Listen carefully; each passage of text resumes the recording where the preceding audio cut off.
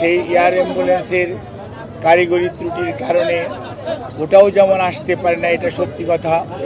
অন্যদিকে মেডিকেল বোর্ডের সদস্যগণ জরুরিভাবে মেডিকেল বোর্ডের সভা করে এবং একসাথে বসে সিদ্ধান্ত নিয়েছিল যে ওই মুহূর্তে ওনার ফ্লাই করার সঠিক হবে না।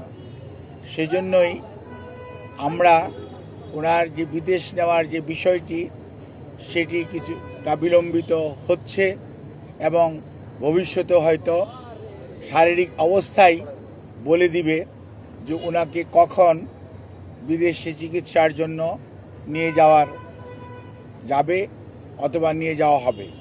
কাজেই এখন আমাদের মেডিকেল অ্যাম্বুলেন্স সবসময়ই প্রস্তুত আছে, কিন্তু প্রস্তুত থাকলেও সর্বোচ্চ পর্যায়ে দেশনেত্রী বেগম খালেদা জিয়ার সুচিকিৎসা এবং ওনার সেফটি অ্যান্ড সিকিউরিটি অর্থাৎ চিকিৎসাগত দিক থেকে এইটি অত্যন্ত প্রাধান্য পাচ্ছে সর্বত্রই।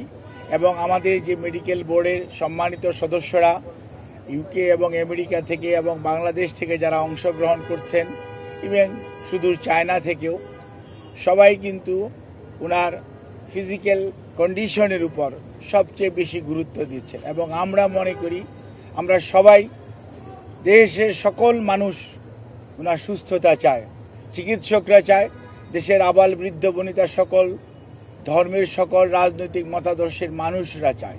এবং শুধুমাত্র আল্লাহ রাব্বুল আলামিনের কাছে দোয়া করেন, আল্লাহর অশেষ সহমতে সব সময় উনি এসছেও প্রতিকূল অবস্থা থেকে আল্লাহ ওনাকে সুস্থ করেছেন। আপনাদের সবার দোয়ায় আমরাও এবার এবং মেডিকেল বোর্ড অত্যন্ত আশাবাদী যে এবারও ওনার যে শারীরিক জটিলতা, এটা থেকে আপনাদের দোয়া এবং আল্লাহর অশেষ মেহেরবানিতে ইনশাআল্লাহ দেশনেত্রী বেগম খালেদা জিয়া সুস্থ হবেন।